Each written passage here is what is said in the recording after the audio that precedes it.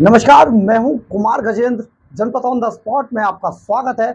हमारे एक दूसरे social media platform podcast with Kumar Gajendra में भी आपका स्वागत है, जहां आप हमें सुन सकते हैं। देखिए, जब से मोदी सरकार आई है, तब से कश्मीर के अंदर बहुत ज़्यादा हालात बदल गए हैं। हालातों का अंदाज़ा आप इसी बात से लगा सकते हैं कि यहाँ पर आतंकवादियों के जो परिवारों के लोग हैं, वो भी अब चुनाव लड़ने की बात कर रहे हैं।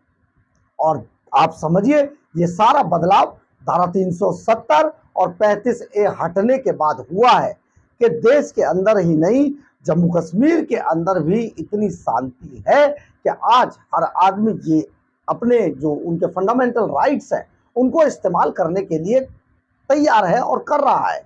आपने देखा होगा पिछले चुनाव में कि पंजाब के अंदर किस तरीके से कई अलगाववादियों ने चुनाव लड़े जेल के अंदर से, एक आध तो जीत कर भी आए।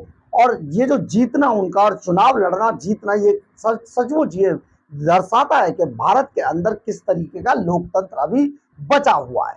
हालांकि विपक्ष कहता है कि लोकतंत्र नहीं बचा है, संविधान बचाओ और इस तरीके के नारे देता है। लेकिन देखिए, संविधान और लोकतंत्र इस बात से पता चलता है कि आतंकवादियों के, अलगाववादियों के परिवारों के लोग लड़ते हैं, खुद अलगाववादी लड़ते हैं और जीतकर चुनाव आ जाते हैं। ये अलग बात है कि अभी उन पर कानून का डंडा है और कानून जब तक उनके खिलाफ है तब तक वो इस तरीके की एक्टिविटीज में, खास तौर पर पार्लियामेंट या विधानसभाओं में नहीं ले पाएंगे हिस्सा, लेकिन जीतकर तो आते हैं। एक बार फिर से जम्मू कश्मीर के अंदर एक बड़ा नाम, आप समझिए, चुनाव लड़ने जा रहा है और ये बड़ा नाम है अफजल गुरु का भाई एजाज गुरु। जी हाँ, आपको याद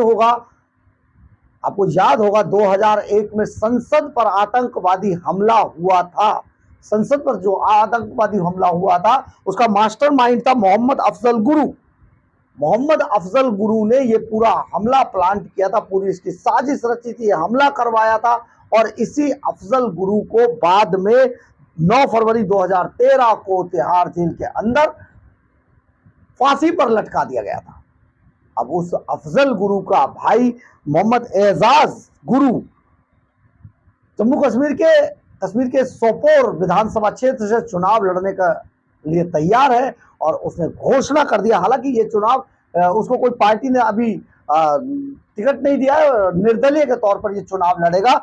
लेकिन ये सचमुच चौंकाने वाला है कि एक आतंकवादी का भाई एजाज गुरु अब जम्मू कश्मीर के अंदर चुनाव लड़ने जा रहा है। ये अपने आप में बड़ी बात है और ये दर्शाता है कि भारत के अंदर किस तरीके का, कितना जबरदस्त लोकतंत्र है, संविधान है। विपक्ष कितना बड़ा झूठ बोलता है कि हमारे यहाँ पर इतना संविधान की इतनी रक्षा की जाती है कि एक आतंकवादी के परिवार के लोग भी, एक अलगाववादी और अलगाववादियों के परिवारों के लोग चुनाव लड़ते हैं और उनको बाकायदा चुनाव लड़ने दिया जाता है।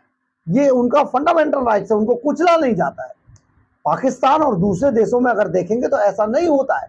ये चमत्कार सिर्फ भारत के अंदर ही होता है, क्योंकि हम एक लोकतंत्र है और संविधान के नाम पर freedom to speech, freedom to expression, ये सब के नाम पर जिस तरीके से ये सब चल रहा है ना, आप भी जानते हैं कि क्या क्या हो रहा है। लेकिन सबसे बड़ी बात यह है कि मोहम्मद अफजल गुरु का, आतंकवादी का भाई एजाज गुरु सोपोर विधानसभा क्षेत्र से अब चुनाव लड़ने जा रहा है। बहुत बड़ा मामला है। यहाँ पर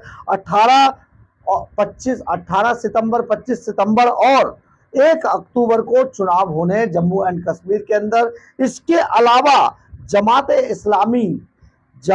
इस्लामी के भी 4 नेता चुनाव लड़ने जा रहे हैं। ये भी एक ऐसा संगठन है जिस पर सरकार की बड़ी नजर रहती है और इस पर भी कई तरीके के इल्जाम है इस संगठन पर। उसके भी 4 नेता चुनाव लड़ने जा रहे हैं। इसके अलावा हम आपको यहाँ पर ये भी बता देते हैं कि ये सारी जो कवायद है, ये सारी कवायद इसलिए है कि विधानसभा का जो चुनाव है, ये चुनाव में जम्मू कश्मीर के लोग शांतिपूर्ण तरीके से हिस्सा ले सकें और अपनी सरकार को चुन सकें। अब इसमें कौन जीत कर आएगा, कौन हारेगा, कौन रहेगा, कौन जाएगा, ये बाद की बात है। लेकिन कम से कम किसी भी व्यक्ति को चुनाव में हिस्सा लेने से नहीं रोका जा रहा है। इससे बड़ा उदाहरण क्या हो सकता है कि पंजाब के अंदर कई अलगाववादी चुनाव जीतकर आ गए लोकसभा का, और अब जम्मू कश्मीर के अंदर जो सबसे बड़ा आतंकवादी था अब तक का हिंदुस्तान के इतिहास में, जिसने हमारी संसद पर हमला किया, हमारी संसद को घायल किया, उस आतंकवादी अफजल गुरु, जिसे 9 फरवरी 2013 को तिहाड़ जेल के अंदर पूरे, जब उनका ट्रायल पूरा हो गया और फांसी पर उनको अंतिम मोहर लग गई, तो उनको फांसी पर अफजल गुरु को लटका दिया गया। आपको याद है जेएनयू में एक नारा आया था, कितने अफजल मारेंगे, हर घर से अफजल निकलेगा। ये फ्रीडम टू स्पीच है। कहां लोकतंत्र कुचला गया, कहां संविधान कुचला गया है। और भी बहुत सारे नारे दिए गए थे, वो कांग्रेस के कद्दावर नेताओं में शुमार होते जा रहे हैं। कितने अफजल मारोगे, हर घर से अफजल निकलेगा। क्या ऐसे लोग, जब ऐसे लोग चुनाव लड़ सकते हैं, तो आतंकवादी के परिवार के लोग तो बिल्कुल चुनाव लड़ सकते हैं। कैसे नहीं लड़ सकते? क्योंकि हम एक दुनिया का सबसे बड़ा लोकतंत्र हैं, और दुनिया का सबसे बड़ा लोकतंत्र हम इतिहास रचते हैं। हम ऐसे ही इतिहास बनाते हैं कि हमारे यहाँ आतंकवादियों के परिवार के लोग भी चुनाव लड़ सकें। ये सचमुच हमारे संविधान की खूबसूरती है, हमारे लोकतंत्र की खूबसूरती है कि आतंकवादियों के परिवार, और आतंकवादी भी ऐसा छोटा मोटा नहीं, जिसने हमारी संसद पर हमला किया था, उसका मास्टरमाइंड का भाई अगर चुनाव लड़े, सचमुच ये अपने आप में दर्शाता है कि किस तरीके से ये सारा हमारा देश कैसे चलता है, कैसे लोकतंत्र है, कैसे संविधान है, कैसे फ्रीडम टू स्पीच है, कैसे एक्सप्रेशन टू स्पीच है। ये सचमुच दर्शाता है।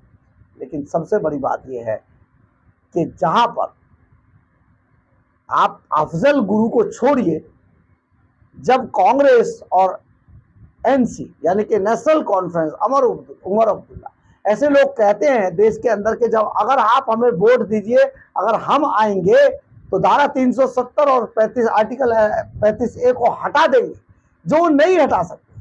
कानूनी बंदिश है, कानून को नहीं समझेंगे, लेकिन जनता को गुमराह करेंगे। तो आप समझिए, अफजल गुरु का भाई अगर चुनाव लड़ता है, तो ये हमारे लोकतंत्र की खूबसूरती है। बहरहाल, अगर आपको हमारी खबर अच्छी लगे तो आप इसे लाइक, सब्सक्राइब और शेयर जरूर करें। कमेंट्स बॉक्स में अपनी राय जरूर लिखें, इससे हमें बहुत बहुत बहुत ऊर्जा मिलती है। जय हिंद, जय भारत।